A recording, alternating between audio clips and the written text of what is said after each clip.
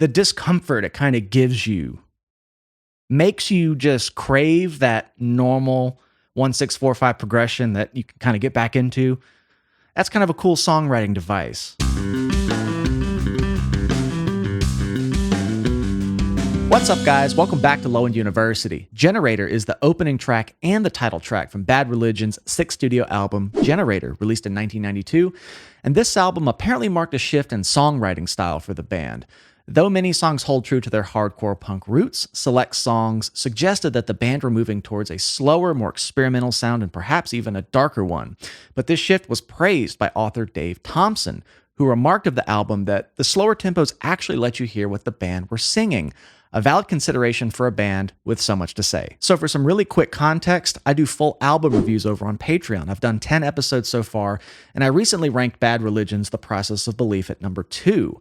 It really grabbed me. It was deeply moving compositions, thoughtful arrangements. I mean, it was a really melodic, captivating journey. So I'm curious to go back 10 years from then to 1992. We're rewinding 6 albums from that album, and I guess I'm curious to compare it to their 2002 album, which I really fell in love with. So without further ado, here's Generator from Bad Religion. Like a rock, like a planet, Oh, right into it. like a fucking atom bomb. I'll remain unperturbed by the joy and the madness that I encounter everywhere I turn. I've seen it all along, in books and magazines, like a drink Okay. before dying, like a pornographic scene. There's a bar behind the window, there's an ugly laughing man, like a hummingbird in silence, like the blood on my door. It's a generator.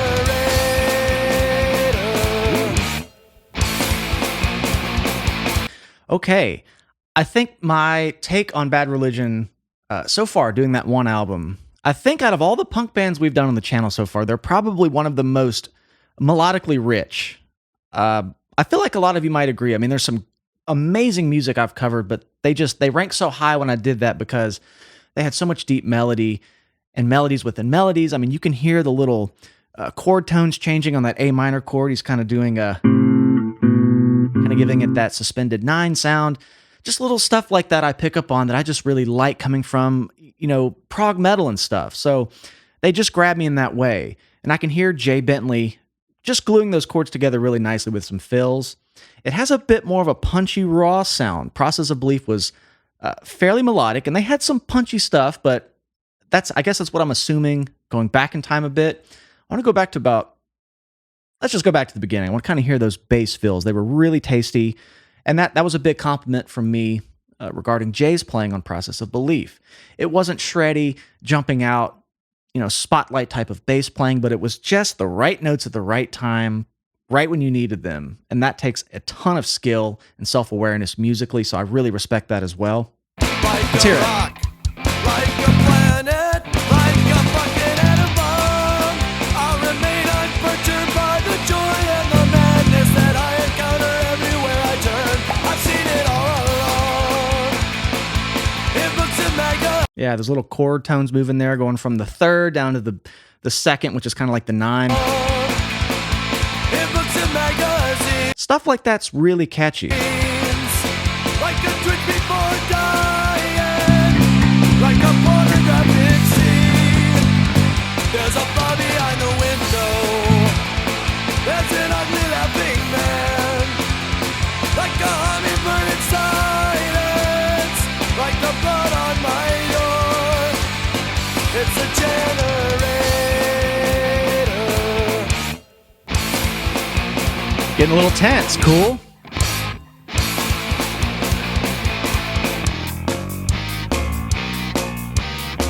Oh.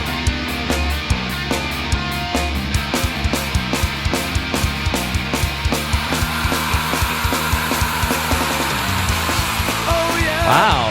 Oh yeah. That was an unexpected turn. I was expecting this just well-crafted, energetic song. It started out with a really classic progression, 1-6-4-5. We're here in C major, or you could call it A minor. And they they throw that major 5 every now and then. Resolves nicely to the A. So just really nice melodic loopable progression. Then they kind of hinted with this chromatic half step from A. We go up to B flat, which is now going out of key. And just that one accidental just means an out of key note introduced briefly, just for a different flavor, a different color.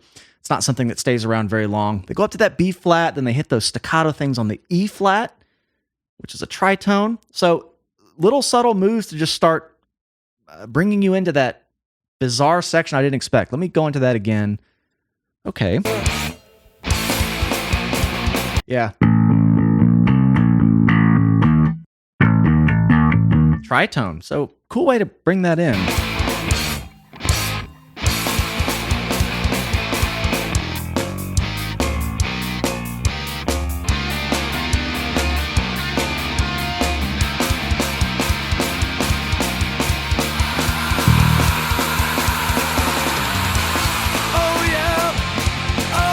God, that scream is so visceral.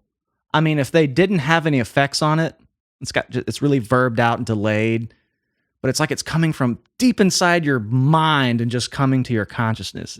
That's a really powerful way to bring you back to where they were in the intro. But this section here, I don't even know what to make of that. It's kind of like a detour. They hit that E flat staccato. And that's really the first time I've heard Jay's bass that prominently and kind of naked. Sounds like a typical P bass tone. I have read that he uses mostly Fender stuff. I think just P bass. Let me hear that again.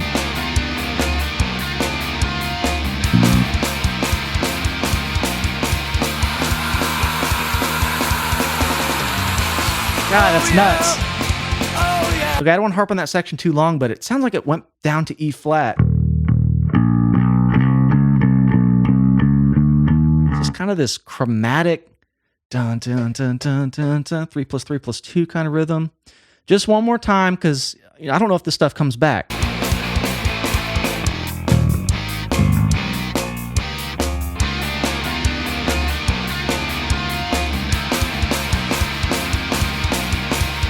That's so weird. Oh, that never gets old. Oh yeah, like the blood on my door.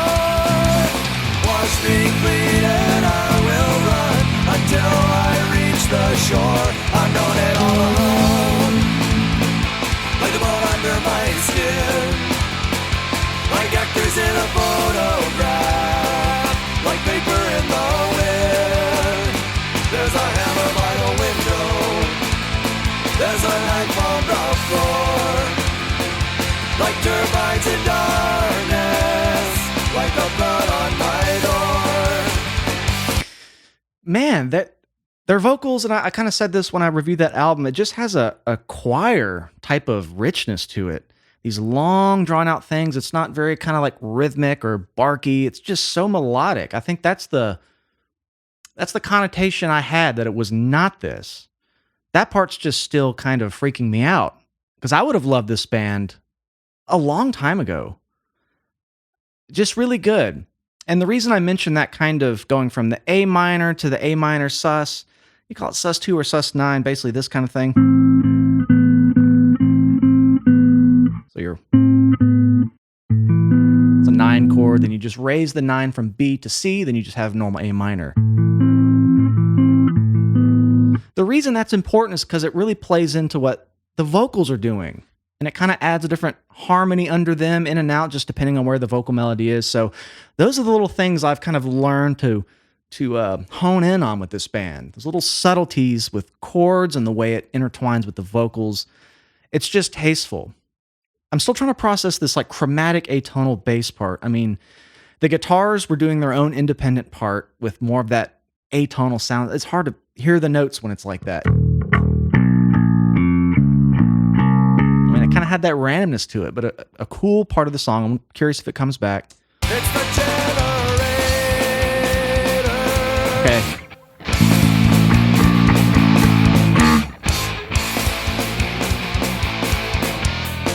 It does.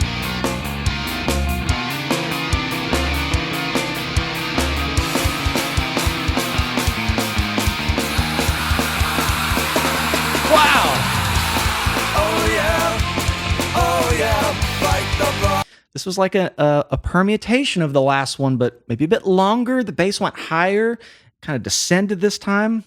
I think the discomfort it kind of gives you makes you just crave that normal 1-6-4-5 progression that you can kind of get back into. That's kind of a cool songwriting device. Come out of the gates, you're real comfortable, you know. And they hit you with this like avant-garde chromatic atonal thing, kind of just keeps you in a holding pattern, and then they bring you back in. Then they bring you back out into this uncomfortable part of the composition. Make it a little longer. I don't know, just a cool way to kind of tantalize your audience. I like it. I like stuff like this. Let's see.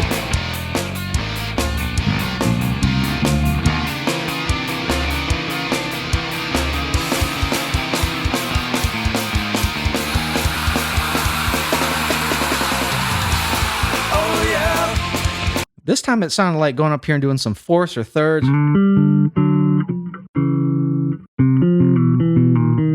Maybe even tritone.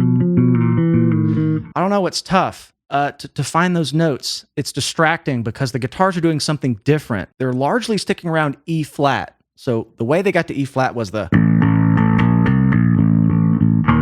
thing. Then they went into E flat, despite it being kind of atonal, but when that scream comes in, we're writing here on the E flat.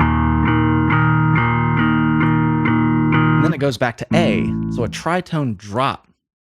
That's an interesting move. Okay, let's keep it going. Oh yeah, bite the blood on my door. Wash me clean and I will run until I reach the shore.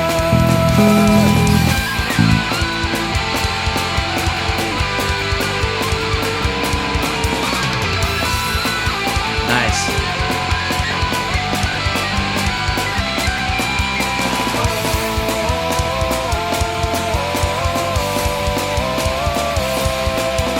So choral.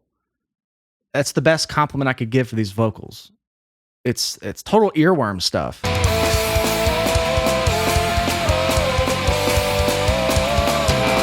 Yes. It's kind of trading with the guitar solo. That's cool.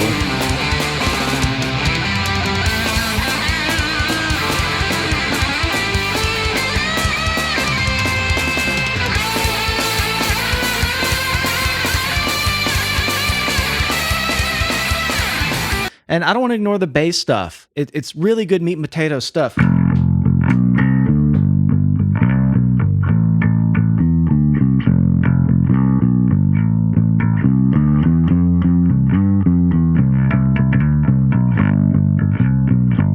know, just that really lyrical kind of gluing it together. You can kind of hear it bubbling underneath, which just makes this epic kind of presentation of a simple chord progression really work.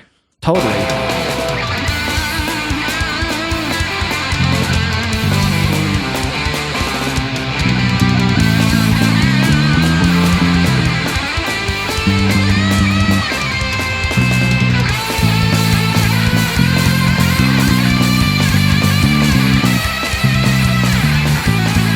Oh yeah.